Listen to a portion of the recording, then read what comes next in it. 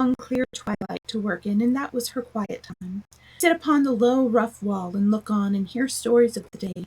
She loved this time. Only vegetables in this garden. Dickon had bought penny packages of flower seeds now and then, bright, sweet-scented things among gooseberry bushes and even cabbages, and he grew borders of minks and pansies and things whose seeds he could save year after year and would bloom each spring and spread in time into fine clumps. The low wall was one of the prettiest things in Yorkshire because he had tucked moorland foxglove every crevice until only here and there glimpses of the stones were to be seen. All chap's got to do make 'em thrive, mother, he would say, is to be friends with 'em for sure. They're just like the creatures. If they're thirsty, give 'em a drink, and if they're hungry, a bit of food. They want to live same as we do. If they died, I should feel as if I'd been a bad, somehow treated 'em heartless. It was in these twilight hours that Mrs. Sowerby heard what happened at Misselthwaite Manor. At first she was only told that Master Colin had taken a fan out into the grounds with Miss Mary, and that it was doing him good. Long before it was agreed between the two children that Dickon's mother might come into the secret. Somehow it was not doubted that she was safe for sure. So one beautiful still, you told her the whole story with all the thrilling details of the buried key, and the robin and the great had seemed like deadness, and the secret Mistress Mary had never to reveal. The coming of Dickon and how it had been told to him, the doubt of Master Colin and his introduction to the hidden domain, combined with the incident of Ben Weatherstaff's angry face over the wall, and Master Colin's sudden indignant strength, made Mrs. Sowerby's nice change colour several times. My word, she said, it was a bad thing that little lass manor. It was a good thing that little lass came to the manor. It's been making of her and standing on his own feet, and us all thinking he was a poor half-witted lad with a bone in him. She asked a great many questions, and her blue eyes were full of what did they make of it at the manor, him being so well and cheerful and never complaining. I don't know what to make. They don't know what to make of it, answered Dickon. Every day as comes round, his face looks different. It's filling out and doesn't look so waxy colour is going. But he has to do his bit of complaining, with a highly inter. What for, in mercy's name?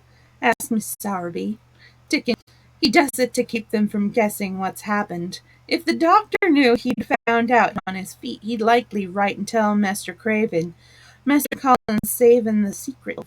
He's going to practice his magic on his legs every day till his father comes back. He's going to march into his room and show him he's as straight. But him and Miss Mary thinks it's best plan to do a bit of groaning and fretting, and then to throw them off the secret. Mrs. Sowerby was laughing a low, comfortable laugh before he had finished his last sentence. She said, that pair's enjoying themselves, I'll warrant. They'll get a good bit of play acting out of if it's their business.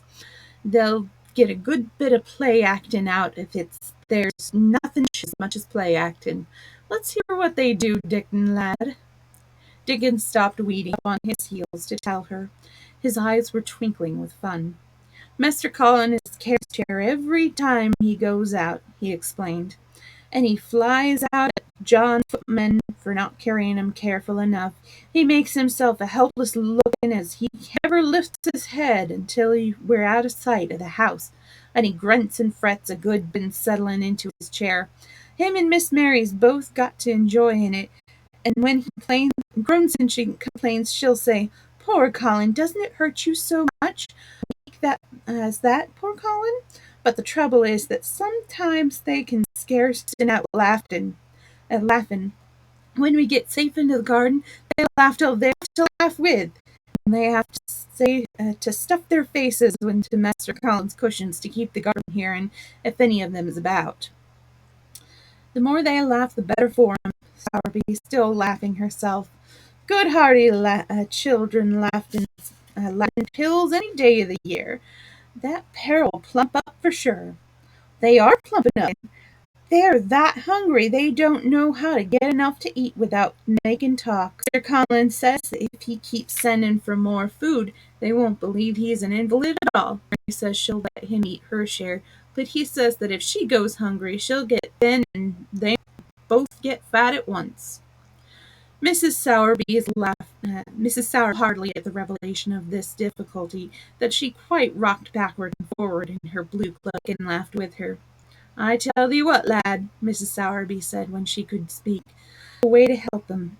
When that goes out to make in the morning, yeah, when that goes to make in the morning, thou shalt take a pail of brand new milk, and I'll bake 'em a crusty cottage loaf or some buns with currants in 'em, same as you. Nothing so good as fresh milk and bread. Then they could take off the edge there while they were in their garden, and the fine food they get outdoors and polish them the corners. Hey, mother, said Dickon admiringly, what a wonder thou always sees a way out of things. They was quite in a poor pother. They didn't see how they was to manage about ordering up more food. They felt that there's two young uns growing fast, and health's coming back to both of 'em. That feels like young wolves, and food's flesh and blood to 'em, said Mrs. Sapp, and she smiled Dickon's own curving smile. But they're enjoying themselves for sure. She was quite right. The comfortable, wonderful mother creature, and she more so than when she said their play acting, their joy. Colin and Mary found it one of their most thrilling sources of entertainment. The idea of protecting themselves from suspicion had been unconsciously suggested to them from the nurse, and then by Dr. Craven himself. Your appetite is improving very much, madam, the nurse had said one day. You used to eat nothing, and so many things with you. Nothing disagrees with me now, replies Colin, and then seeing his nurse curiously, he suddenly remembered that perhaps he ought not to appear too well just yet. I so often disagree with me. It's the fresh air. Perhaps it is, said the nurse, still with a mystified expression, but I must talk to Dr. Craven about it. How she did Mary as she went away, when she went away, as if she thought there must be something out. I won't have her finding things out, said Colin. No one must yet. When Dr. Craven came that morning, he seemed puzzled also. He had questions, to Colin's great annoyance. You stay out in the garden a great deal, he suggested. Where do you go? Colin put on his favourite air of dignified indifference to opinion. I will not let any go, he answered. I go to a place I like. Everyone has orders to keep me watched and stared at. You know that. You seem to be out all day, but I do not think you harm. I do not think so. The nurse says that you eat much more than you have done. Perhaps, said Colin, prompted by a sudden inspiration. Perhaps it is an animal appetite. I do not think so, as your food seems to agree with you, said Dr. Craven. You're gaining flesh rapidly, and your color is better. Perhaps I am bloated-ish, said Colin, assuming a discouraging air of gloom. People owing to liver often different. Dr. Craven shook his head. He was holding Colin, pushed up his sleeve and arm, and felt his arm. You are not feverish, he said thoughtfully, and so you have gained is healthy. If we can keep this up, my boy, we need not talk of dying. You're very happy to hear of this remarkable improvement. I won't have him told, Colin broke in fiercely. It will not. It will only disappoint him if I get worse again, and I may get worse this very night. I might have a raging fever. I feel as if I am to have one now. I won't have letters written to my father. I won't. You're making me, and you know that is bad for me. I feel hot already. I hate being written about and being talked over as being stared at. Hush, my boy, Dr. Craven soothed him. Written without your permission. You are too sensitive about things. You must not undo the good one. He said no more about writing to Mr. Craven. He saw the nurse. He privately warned her that such a possibility must not be mentioned to the patient. The boy is extraordinarily better, he said. His advance seems almost abnormal. He is doing, but of course he is doing now of his own free will, not make him do before. Still, He excites himself so easily, and nothing must be said to irritate him." Mary and Colin were much alarmed and talked together. From this time dated their plan of play acting. "I may be a blind," said Colin regretfully. "I don't want to have one, and I'm not miserable enough now to work up a big one. Perhaps I couldn't have one at all. That lump doesn't come in my throat now, and I keep thinking of them instead of horrible ones. But if they talk about writing to my father, I shall have to do something." He made up his mind to eat less, but unfortunately it was not possible to carry out this brilliant idea. He awakened each morning with an amazing appetite, and the table near his sofa was composed of homemade bread and fresh butter, snow-white eggs, raspberry jam, and Mary always breakfasted with him, and when they found themselves at the table, particularly slices of sizzling ham sending forth tempting odors from under a hot stove, they would look into each other's eyes in desperation. "To eat it all this morning, Mary," Colin always ended by saying. "We get some of the lunch and a great deal of the dinner." But they never found they could send away anything, and the highlights of the empty plates returned to the pantry, awakened much comment. "I do wish," Colin would say also, "I do wish the slices of ham on one muffin each is not enough for anyone." "It's enough for a person who is going to die," answered Mary when first she heard this. "But it's not enough for a person who is going to live. I sometimes if I could eat three when those fresh, healthy, when those nice floor smells from the moor come pouring out at the open window." The morning after they had been enjoying themselves in the garden for about 2 hours, went behind a bush and brought forth two big tin pails, and revealed that one was full of rich cream on the top of it, and that the other held cottage-made currant buns, folded in a clean blue and white napkin, buns so carefully tucked in that they were still. There was a riot of surprised joyfulness. What a wonderful thing for Mrs. Sour to think of! What a kind, clever woman she must be! How good the buns were, and what delicious! "Magic is in her just as it is in Dickens," said Colin. "It makes her not to do things. Oh, goodness. It makes her think of things, nice things. She is a magic person. Tell her we are grateful, Dickon, extremely grateful." He was given to using rather grown-up phrases at times. He enjoyed them, this so much that he improved upon it. "Tell her she has been the most bounteous, and our gratitude is extreme." And then, forgetting his grandeur, he stuffed himself with buns and drank milk out of the pail in copious draughts, in the manner of any boy who had been taking unusual exercise and breathing in moorland air, and whose breakfast was 2 hours behind him. This was the beginning of many agreeable incidences of mind.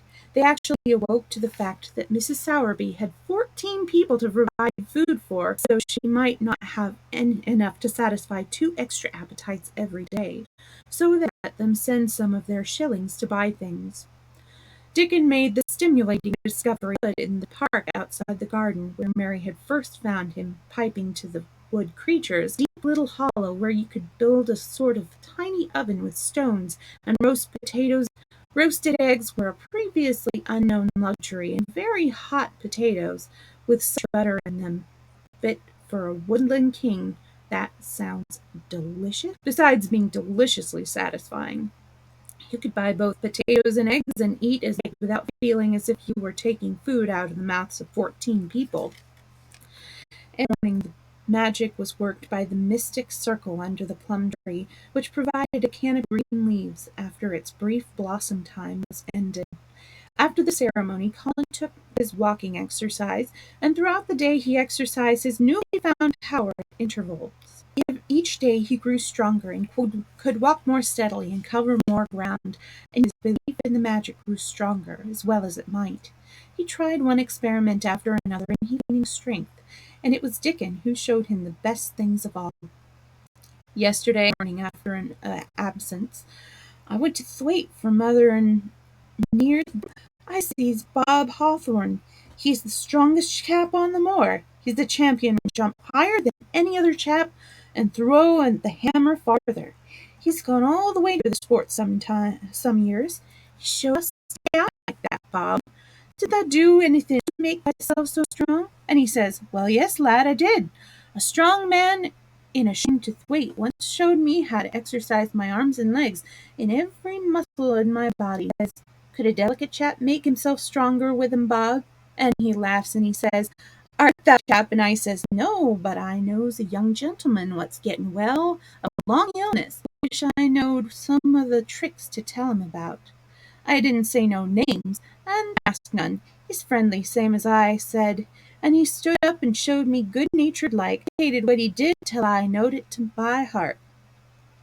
Colin had been listening excitedly. Show me, he cried, will you? Aye, to be sure, Dickon answered, getting up. But he says, do 'em gentle at first, and be careful not to tire thyself. Rest in between, and take deep breaths, and don't overdo. I'll be careful, said Colin. Show me, Dickon, you're the magic boy in the whole world. Dickon stood on the grass and slowly through a carefully practical, but series of muscle exercises. Colin watched them with widening eyes. He could do a few while he was sitting down. Presently he did a few gently while he stood upon his big feet. Mary began to do them also. Soot, who was watching the performance, much disturbed, and left his branches and hopped about restlessly because he could not do them too. From that time the exercise of the day's duties as much as the magic was. It became possible for both Colin and Mary to do more each time they tried, and such appetites were the results that but for the breakfast taken down behind the butch each morning when they arrived, they could not have been lost. But the little oven in the hollow and Mrs. Sowerby's bounties were so satisfying that Nurse and Dr. Craven became mystified again. You can trifle with your breakfast and see your dinner if you are full to the brim with roasted eggs and potatoes and richly frothed new cakes and buns and heather honey and clotted cream. They are eating now, said the nurse. They'll die of starvation if they can't be persuaded to take some nourishment. Yea, look, exclaimed Mrs. Medlock indignantly. Mud with them! They're a pair of young Satans, burst in their jackets one day, and then up their noses at the best meal cook can tempt them with. Not a mouth of young fowl and bread sauce did they set a fork into them yesterday. Poor woman fair invented a pudding for them, and back it sent. She almost cried. Blamed if they starved themselves into their graves. Dr. Craven came and looked at Colin Long.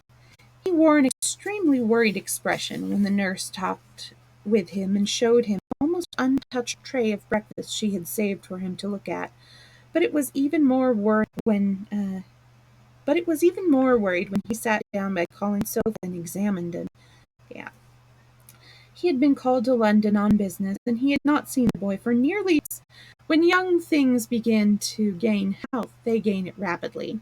The wax in Colin's skin, and a warm rose showed through it. His beautiful eyes were clear in them, and in his cheeks and temples had filled out. His once dark, heavy locks had begun to sprang healthily from his forehead, and were soft and warm with light. His lips were fuller and of a normal color. In fact, as an imitation of a boy who affirmed invalid, he was a disgraceful sight. Dr. Craven held his chin in his hand and I'm sorry to hear that you do not eat anything, he said. Do. You will lose all you have gained, and you have gained amazingly. You ate so well a short time. I told you it was an unnatural appetite, answered Colin. Mary was sitting on her seat suddenly made a very queer sound which she tried so violently to repress that she was choking. What is it? Dr. Craven turning to look at her, quite severe in that moment. It was something between a sneeze and a cough, she replied with propriety, and it got into my throat. But, she said afterward to Colin and myself, it just burst out because all at once I couldn't help remembering that last baked potato and the way your mouth stretched when you bit through that thick, lovely crust with jam and clotted. Is there any way in which those children can get food secretly? Doctor inquired of Mrs. Medlock. There's no way unless they dig it out of the earth or pick it off the trees, he answered. They stay out in the grounds all day and see no one but each other, and if they want to eat from what's sent up to them, they need only ask for it. Well, and so long as goings without food agrees with them, you need not disturb themselves. The boy is a new creature. So is the girl, said Mrs. Medlock. She be downright pretty since she's filled out and lost her ugly little sour look. Thick and healthy looking, and she's got a bright color. The glummest ill-natured little thing she. And now her and Master call and laugh together like a pair of crazy young ones. Perhaps they're growing fat. Perhaps they are, said Dr. Craven. Let them laugh. 25. The curtain. And the secret garden bloomed and bloomed, and morning revealed new miracles.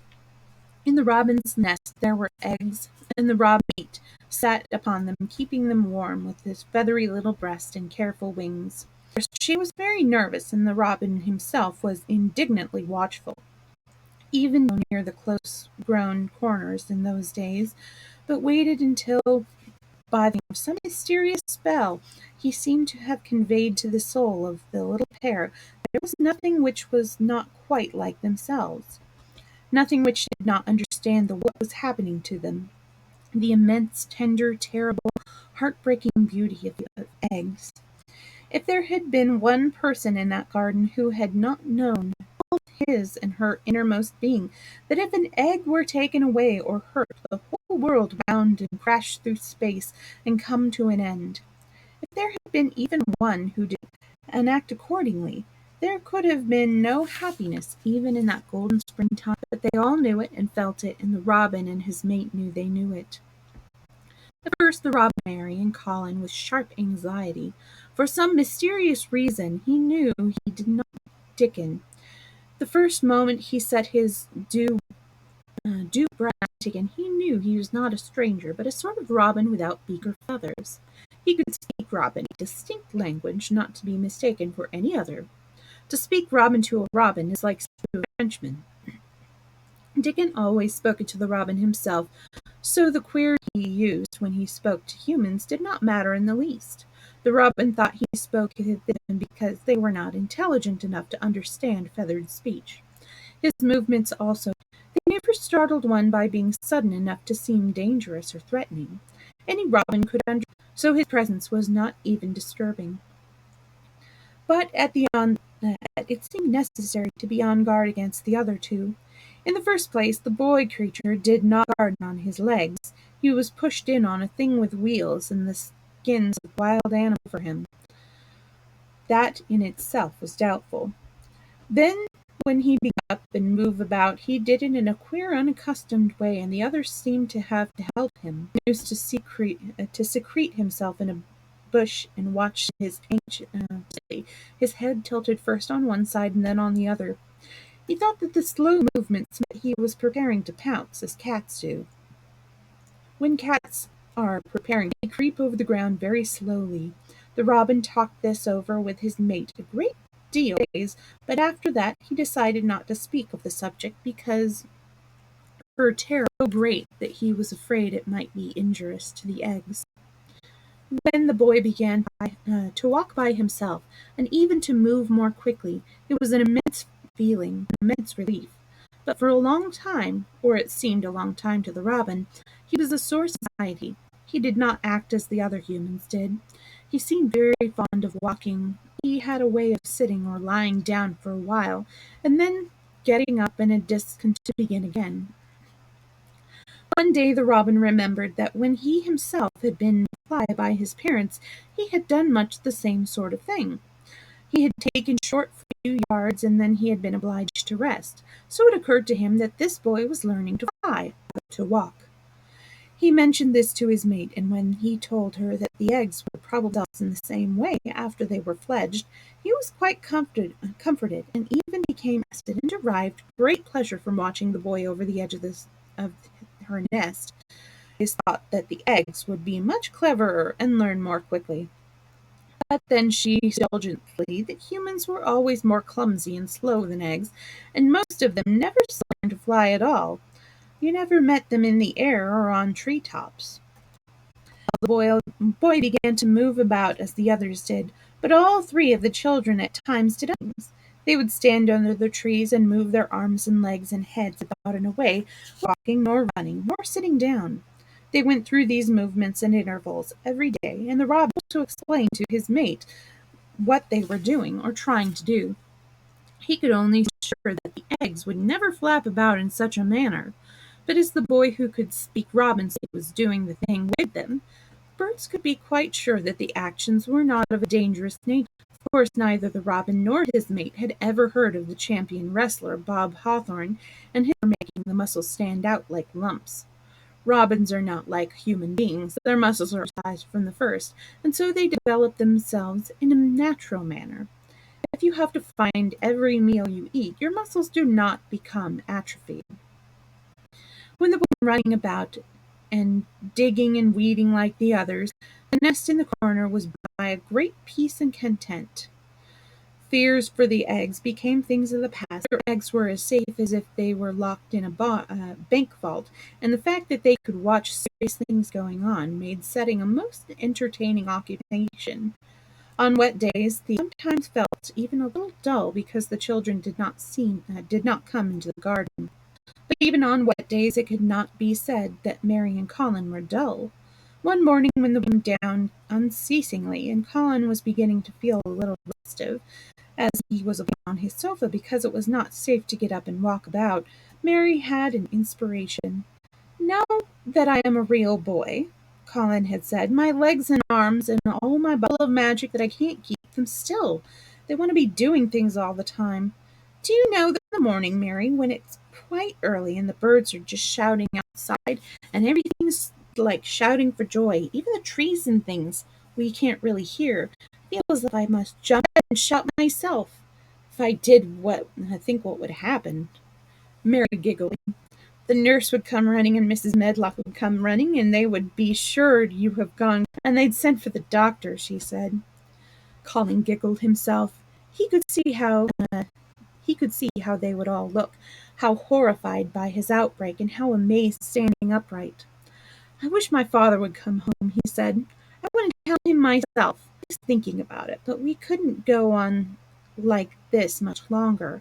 I can't stay lying still and pretending, and besides, I look too different. I wish it was way." It was then Mistress Mary had her inspiration. Calling mysteriously, "Do you know how many rooms there are in this house?" "1,000," I answered. "There's about 100 no one ever goes into," said Mary, "and one rainy and looked into ever so many of them. No one ever knew, though Mrs. Medlock nearly found me. I lost my way when I was coming back, and I stopped at the end of your corridor. That was the second time." Colin started up in his sofa. "100 rooms? No one," he sounds. "It sounds almost like a secret garden. Suppose we go and look at them. You could wear and nobody would know where they went." "That's what I was thinking," said Mary. "No, Alice. There are galleries where you could run. You could do your exercises. There is a little India there, and there is a cabinet full of ivory elephants. There are all sorts. Ring the bell," said Colin. When the nurse came in, he gave his orders. "I want my chair. Miss Mary and I are going to look at the part of the house which is not used. John can push me as far as because there are some stairs. Then he must go away and leave us alone until I." Rainy days lost their terrors that morning. When the footman had wheeled the picture gallery and left the two together in obedience to orders, Colin and each other delighted. As soon as Mary had made sure that John was really out of his way, back to his own quarters below stairs, Colin got out of his chair. "I'm going to run from one end of the gallery to the other," he said, "and then I am going to jump, and then Hawthorne's exercises." And they did all these things and many others. They looked and found the plain little girl dressed in green brocade and holding the parrot on her finger. "All of them must be my relations. They lived a long time ago. That parrot one, I believe, is one of my great aunts. She looks rather like you, Mary. Not as you look now, but as you came here. Now you are a great deal fatter and better looking." So Mary and they both laughed. They went to the Indian room and amused themselves with the ivory elephant, found the rose-colored brocade boudoir, and the hole in the cushion the mouse had left. Had grown up and run away. The mice had grown up and run away, and the hole was empty. They saw made more discoveries than Mary had made on her first pilgrimage. They found no corridors and flights of steps, and new old pictures they liked, and weird old things they made use of. It was a curiously entertaining morning, and the feeling of wandering about in the city with other people at the same time feeling as if one were miles away was a fascinating thing. I'm glad we came, Colin said. I never knew I lived in such a place. I like it. We will ramble about every rainy day. We shall all new queer corners and things. That morning they had found almost among other such good appetites that when they returned to Colin's room it was not possible to send the luncheon away untouched.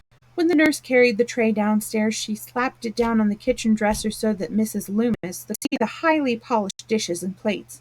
Look at that, she said. This is a house of mystery, and those greatest mysteries in it. If they keep that up every day, said the strong young footman John, it'd be small wonder that he weighs twice as much today as he did a month ago. I should give up my place in time for fear of doing my muscles an injury. That afternoon that something new had happened to Colin's room.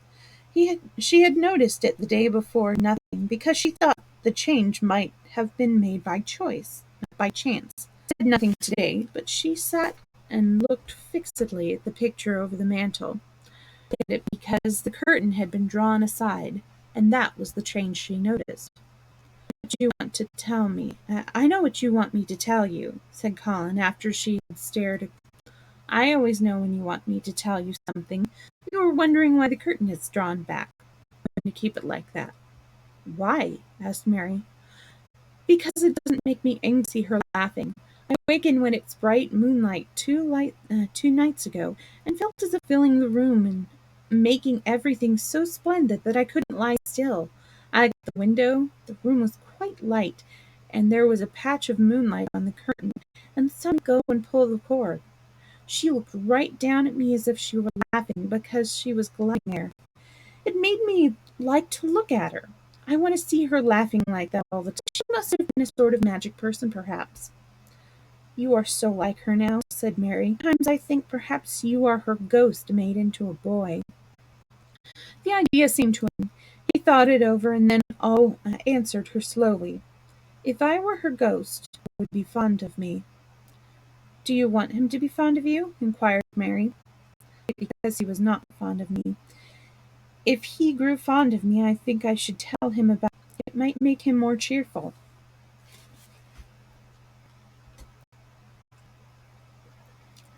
Chapter 26.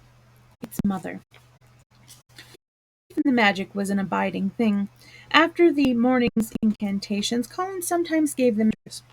I like to do it, he explained, because when I grow up and make great scientific discoveries, I shall be obliged to lecture about them and do this and doing this, and so this is practice. I can only give short lectures now because I'm young, and besides, Ben Weatherstaff would feel as if he were in church and he wouldn't go to sleep. The best thing about lecturing, said Ben, is that a chap can get up and say aught he, and no other chap can answer him back. I wouldn't be aging I wonder what he's trying to say. I wouldn't be aging lecturing a bit myself again. Aha. Wouldn't be again lecturing a bit myself sometimes. When held forth under his tree, old Ben fixed devouring eyes on him and kept them there. He looked him over with critical affection. It was the lecture which interested him, as the legs which stood straighter and stronger each day, the which held itself up so well, the once sharp chin and hollow cheeks which had filled in his eyes, which had begun to hold the light he remembered in another pair. Sometimes felt Ben's earnest gaze meant that he was much interested in what he was reflecting on, and once when he seemed quite entranced him. What are you thinking about, Ben Weatherstaff? He asked. I was thinking, answered Ben, I've gone up 3 or 4 pound this week. I was looking at that calves and the shoulders. get thee on a pair of scales. It's the magic in Mrs. Sowerby's button things, said Colin. You see, the scientific experiment has succeeded. Dickon was too late to hear the lecture, but when he came, he was red. His funny face looked more twinkling than usual, as they had a good deal of weeding to do after they fell to work. They always had plenty to do after a warm, deep-sinking rain. The uh, the moisture, which was good for the flowers, was also good for the weeds, which thrust blades of grass and points of leaves, which must be pulled out before their roots took too firm hold. Colin was as good as weeding as one of these days, any one in these days, and he could lecture while he was doing it. Magic works by yourself, he said this morning. You can feel it in your bones and muscles. I am going to read muscles and bones, but I am going to write a book about magic. I am making it up now, reading out things. It was not very long after he had said this that he had growled and stood up on his feet. He had been silent for several minutes, and they had seen that he lectures, as he often did. When he dropped his trowel and stood upright, it seemed to Mary as if a sudden strong thought had made him do it. He stretched himself out tight, and he threw out his arms exultantly. Color glowed in his face, and his strange eyes fullness. All at once he had realized something to the full. Mary, Dick, just look at me. They stopped their weeding and looked at him. Do you remember that first morning you brought? He demanded. Dickon was looking at him very hard. Being an animal charmer, he could more things than most people could, and many of them were things he never talked about. Some of them now in this boy. Aye, that we do, he answered. Mary looked, but she saw nothing. Just this minute, said Colin. All at once I remembered it myself when I looked at my hand digging with the trowel, and I had to stand up on my feet to see it, and it is real. I'm well! I'm well! Aye, thou art, said I'm well, said Colin again, and his face went quite red all over.